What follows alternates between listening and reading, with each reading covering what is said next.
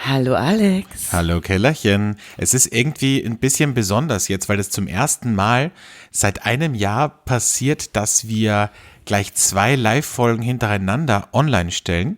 Nämlich die erste, die wir gerade vor dieser Folge gehört haben. Und jetzt kommt ein sehr, sehr interessantes Interview, das wir geführt haben auf der Raw Wine, nämlich auf der größten Weinmesse der Welt, die Station in Berlin gemacht hat und auf der wir waren. Und da durften wir die Veranstalterin Isabelle, wie heißt sie mit Nachnamen? Legeron. Legeron. Wie schön du das sagst. Ja. Durften wir interviewen. Und ich finde, die hat ein paar wirklich kluge Dinge über Naturwein gesagt, um das auch Leuten vielleicht so ein bisschen näher zu bringen, die mit dem Thema noch nicht so vertraut sind, oder was meinst du, Keller? Also ich fand es sehr, sehr interessant, sowohl für Leute, die noch nichts davon gehört haben, als auch für uns, die schon öfter was davon gehört haben. Und das Schöne ist diesmal in Englisch, also all the English listeners, you can start to hear right now. Hast du sehr schön gesagt. Also Keller, unser Native Speaker hier im Podcast. Lass uns einfach reinhören, oder? Ja, dann hört doch mal rein. Flaschenkinder, der Podcast.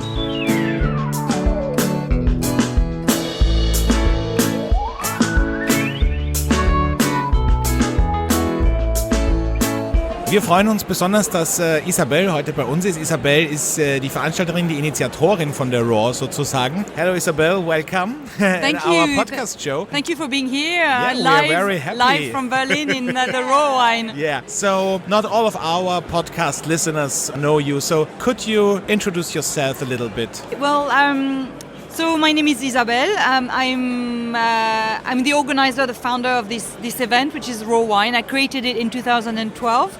I was brought up on a farm, growing grapes. So wine has kind of been around me all my life, even since I was a little girl. And back in 2012 in London, I decided to create an event to celebrate the work of the growers who farm organically. For me, the farming is really, really important. Who farm organically, and then when they bring the grapes in, they don't add anything apart from maybe some sulfites. So basically, the grapes are naturally fermented. There's very little clarification or filtering, and then only a little bit of sulfites added during the vinification. And these growers are they're not very many of them. It's a tiny, tiny proportion of the wine industry, probably way under 1%. And so I wanted to create an event around the world that would celebrate the work of these growers and present an opportunity for professionals and members of the public to come and taste and understand how much work it takes to make these wines. Because I think we always underestimate. If anybody listening from your listeners, if they are involved in farming, I think they will understand the work involved. And so I think it's very important to appreciate this work, especially now, And now it's getting really, really big. So 7 years ago, you would never have imagined that it's so huge sometime. Yeah. No, I know. I mean, when I created it in 2012 in London, I thought it was just going to be a London event. Actually, I'm not an event organizer, which is not kind of what I've become a little bit. I just wanted to do something in London, but then people were really excited and they said, well, you need to come and do it maybe in Berlin and then the US. So now we're in Berlin, in Los Angeles, in Montreal, in New York, in Miami, London. So we're worldwide. Yeah. So yeah, everywhere. And which is really interesting because every single market is different. So I've got growers who come to all the fairs because they touch different people and they use it to develop their distribution network. Okay, really great. So you're going to other countries, you're going to, you said, to the US. How open are the customers in these countries? So I think there is a big difference from Germany to the US to Canada. Yes, very. I mean, to be honest, I think Germany is one of the most conservative markets and probably one of the most difficult. Really? Yes. Oh. If you go around and speak to the growers, you will realize that for them it's really difficult to penetrate the German market and to sell wine because I think Germany is very price sensitive. And people love the idea of organic, but they like cheap organic. Mm-hmm. And when you make everything by hand in small quantities the cost of labor in Europe is very high. So you cannot have a bottle of very good natural wine for 2 or 3 euros or even 4 or 5 euros. It's not possible. So I think Germany is quite a tough market. When you're in the US, people are very open. It's a very fast-growing market. Before I organized the event only in New York, and now we do New York, Los Angeles, and we do other events around the country. And now it's everywhere. Every major city in the US has a natural wine scene developing. And if you speak to the growers, a lot of them sell a lot of wine in the US. One of the problems of the US is almost how to get hold of more wine, which is a very different problem to what we have in Germany, but also in the UK is also a very difficult market.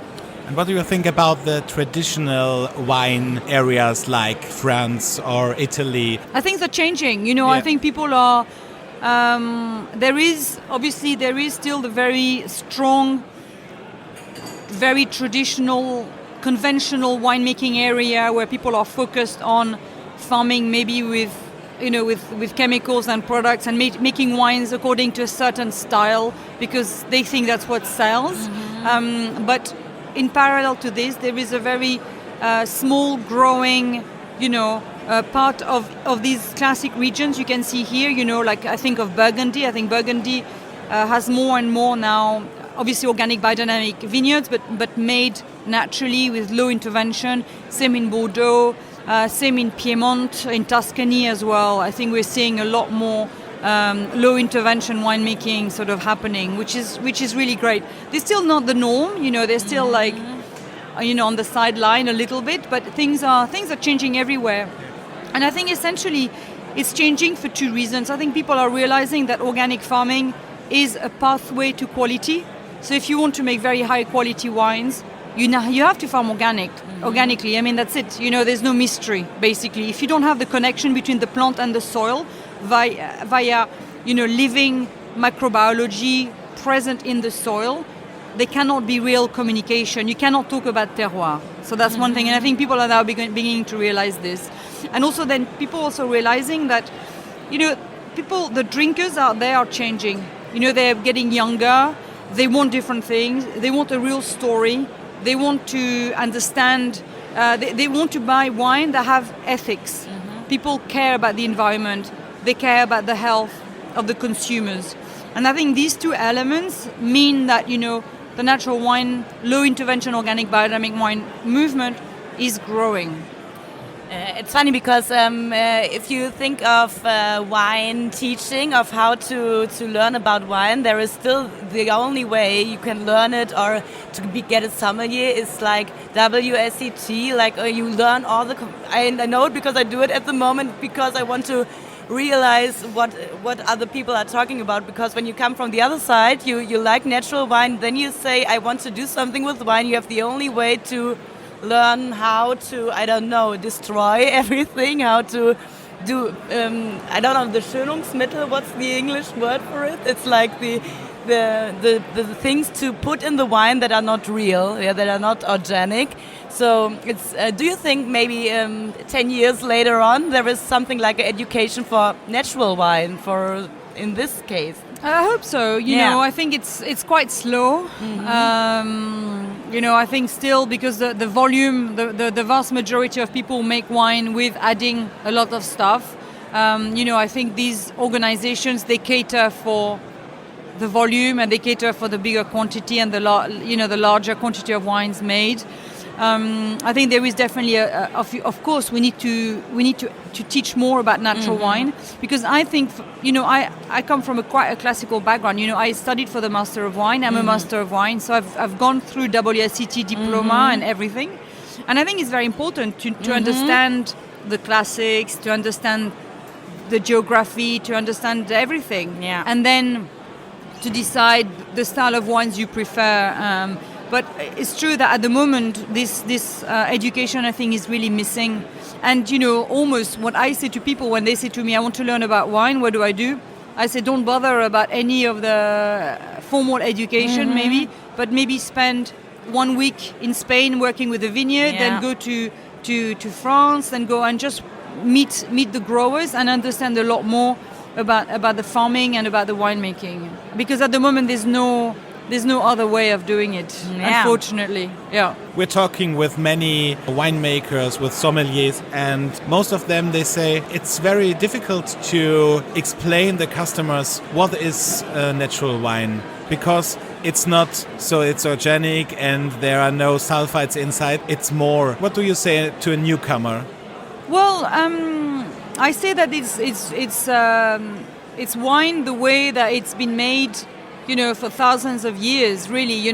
Modern winemaking technology is only a few decades old, maybe say 100 years. We started using sulfites as an addition to wine for only 100 years, and we've been making wine for 8,000 years.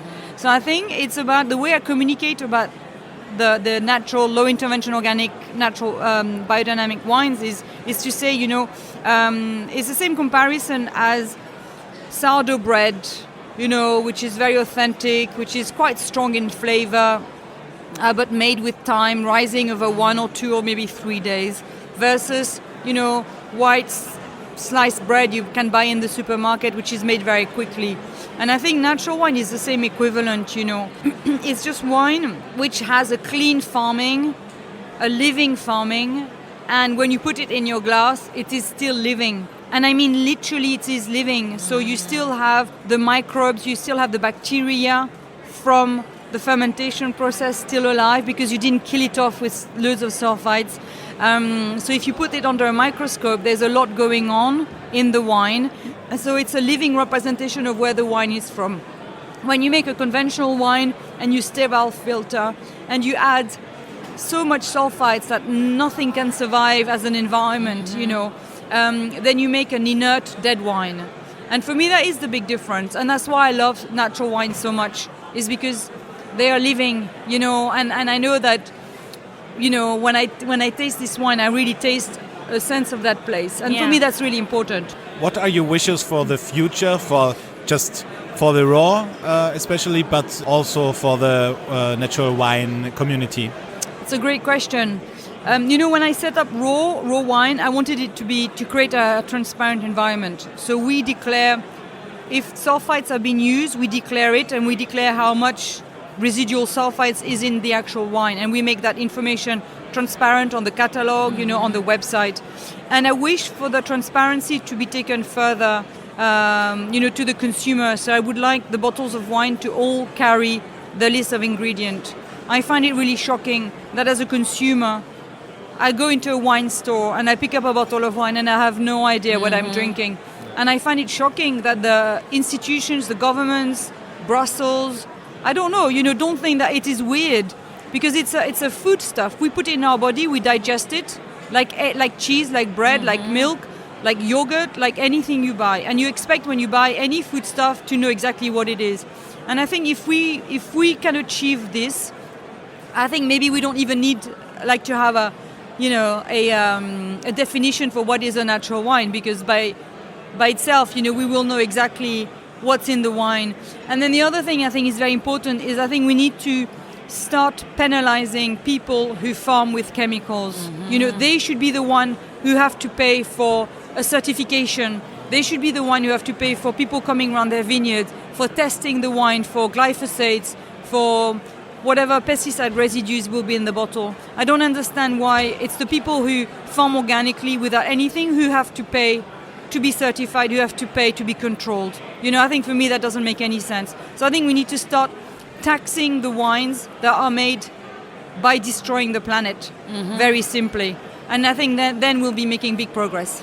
So big plans for the future. Big plans, yes. Well, you have to aim big, Yeah. My boss is nature, Everything I do really is thinking, how can I have more people drinking these wines? Yeah. How can they sell more wine? How can we convert more land to organic?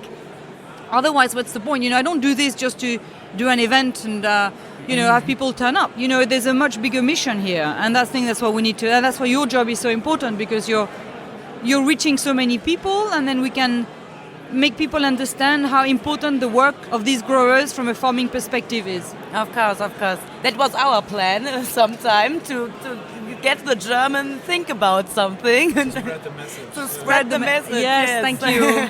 Thank you. So, last question. What do you think is the most surprisingly wine here at the Raw for you? The most surprising winery? Yeah. Oh, that's a too difficult a question. I think, look, what I think you know, Berlin is an amazing city, right? Germany is a very difficult market, but I think what I found extraordinary is that people, the wineries here, they come. We've got a very diverse representation. We've got people from 22 countries, I think, here this time. I mean, it's really amazing, and I find that very inspiring, you know. I think the fair in Berlin, and it's nice to be finishing like this because obviously, you know, this is my 6th fair this year, and I think the diversity is incredible here. People can come here and taste so many different grape varieties, wine styles, you know, different expression from people. So I don't have one favorite winery, but I think I'm really proud of the selection here. Like I said, particularly because I think a lot of growers come here and they struggle with selling wines in Germany. But, you know, we want things to change, and I think things are beginning to change. It is our 4th edition here. We get so many visitors coming from Russia, from Ukraine, from Poland, from Romania, from Austria, you know, from as well as Germany.